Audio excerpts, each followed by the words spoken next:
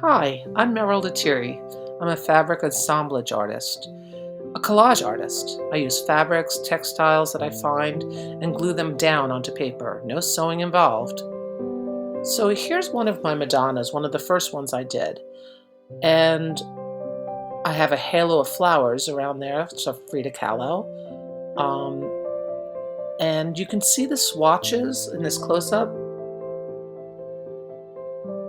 I use all kinds of materials. And here are pictures of my last show at Artworked in Pennsylvania. So let's talk about the techniques and the materials. I draw on paper, I use textiles, I build a collage. So here's one of my Madonnas, Gold in My Ear, but if you look closely, you'll see some of the fabrics. Some are very thick, some have patterns, some have textures. Here's one of my newest in the Holocaust series I'm doing. Here's a Madonna. And if you look, you'll see the interesting patterns I'm working with. Sometimes they're used for skin. Sometimes they're used for objects, clothing. It's a challenge working with fabric. The challenge is I want to make this look like skin, but I'm using fabrics that have patterns and textures on them. So it's a challenge to make it work, to make it look like hair, to make it look like a leaf, to make it look like lace is a real collar, and then to imitate a real collar on this Malala, or to make a shirt look like it's correct, or glasses. Like here in Judy Chicago's portrait, I had to use a thin colored fabric to go over her eyes to make it look like real glasses and have that transparency.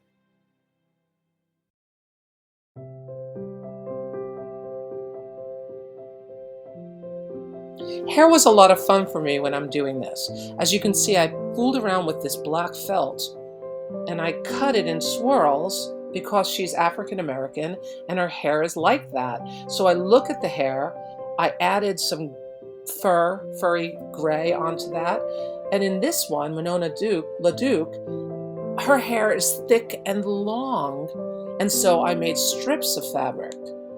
So everything that I do, I not only select the fabric that's the right color and texture, I play with the patterns and I play with how I cut it, depending on the type of texture that actual object has. So in this Carol Walker portrait, I loved her hair. She had them in dreads and different color dreadlocks. So I was able to work with the right fabric and also cut it into a swirly long shape. And then of course the textures in the background, I added some ink and flat objects. So I really play with what is the object I'm collaging. Is it hair? Is it skin? Is it clothing? Is it something in the background like a leaf or flower? So in this portrait of Nadia Murad, I wanted to have feathers from a peacock framing her face. So I wanted to get very small little areas and big areas of graphic like the red and yellow, but in the areas in between, I used skinny fabric, but also I added some ink lines. So it's really a matter of building the right structure with the fabric, whether it be the right area of the face, the right hair, the right leaves. So the choice of fabric, the choice of color, the choice of texture is very important to make sure that each section reads like the true representation of that object, whether it be a face, hair, clothing. Choosing the sheen of the fabric or the reflectiveness of it for the metallic parts in the background of this was a choice. So here in this work that I'm doing on the Holocaust series, to make it look like a painting in the background, it's how I cut the fabric and construct it, and the colors that I choose. This is the challenge every single time. In the next piece that I'm going to show you, I wanted to work with transparent fabric and opaque fabric. So you see the word Prometheus, which I cut out of black fabric. Over it, I'm putting layers of translucent or transparent gauzy fabric to make it look like it was moody, like the paintings of this artist, Julia Levin. As well, if you look on the other side and you see these figures, I want them to look dreamy, and so I'm using opaque fabrics to make the outlines of the faces, and I'm using translucent or transparent and some transparent fabrics to create layers of color like I would in a painting. So now I'd like to do a demonstration. I'll make the art in front of you. So I'm going to use some time lapse, and I'm going to slow down so you can see how I actually construct my collages. Hi, so I'm going to show you what I do when I'm working collaging or assembling my portraits, my artwork. So the paper is watercolor. It's Arches watercolor. I like to use a 320-pound paper. So you can see it's a very thick paper. And then I draw on it. And sometimes I even put ink, like pen and ink, and then I cut my fabrics. So I'll pretty much finish the portrait, although it needs some work. But I'll show you as I'm working on the background.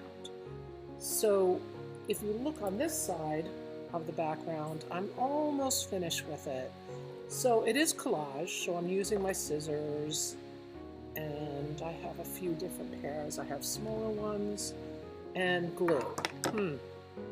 I've been trying all different glues. I just started using this thing, like expensive fabric tack, a permanent fabric glue. Tried it, got it at Michael's. This was given to me as a gift. It's Elmer's Craft Bond fabric and paper glue. They're both nice, but they dry with a clear, like almost like you see the plastic.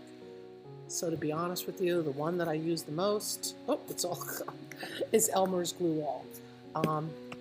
And the more I use it, the more I refill it, more of the labels come off. But anyway, I like to use that. So for black lines, which I'm starting to do here, I like to use a felt. So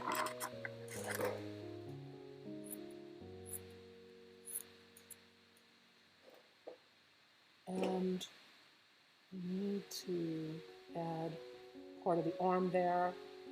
So I use it as an outline.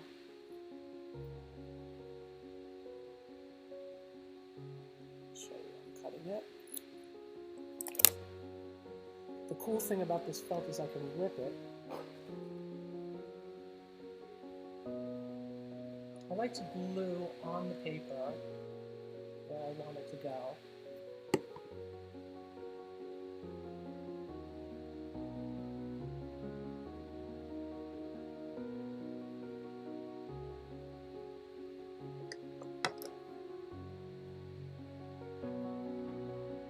See, I put the new glasses on that person.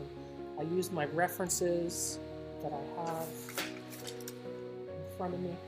The background, or the negative space, is all from these different pictures of this artist that I'm doing. So here's Leo Haas. He was who I used for here, black and white, but I made it in color. But I'm actually reproducing his artwork. Here's some of his artwork I'm putting in here. And I have to create the colors I think will work, because this is black and white drawings. looking good. Here's some of the faces. So this is this face right here. So I'm just going to work. You can watch me work.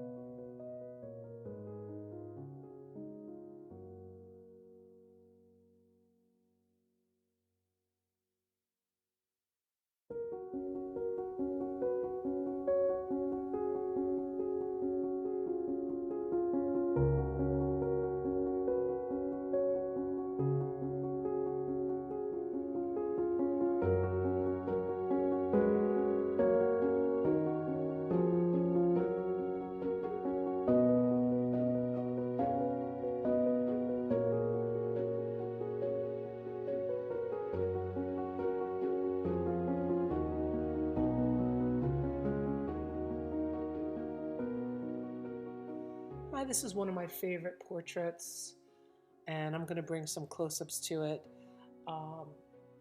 because I like the colors and I like the fact that the eye is looking straight at you and the shape of the face, the direction draws you in. So the background itself is very complicated. Let's see. And you can see the close-ups of some of these. The beard itself has layers and layers of interesting browns and blacks. Of course, you can see the fabric of the clothing, which is always fun. So I try to reproduce the look of this artist's work in fabric, and he's a painter. So when you see closely, you can see all the layers. You can see the black lines like I did in the work I was demonstrating, which is not finished. And every artist has their own style. How do you make it look like their style in fabric? So it's been pretty exciting, an amazing experience working with fabric, using it for collage, and trying to make it read from a distance like a painting. So I hope you've enjoyed this video, and I hope that you learned something about how I create my art. Thanks for watching.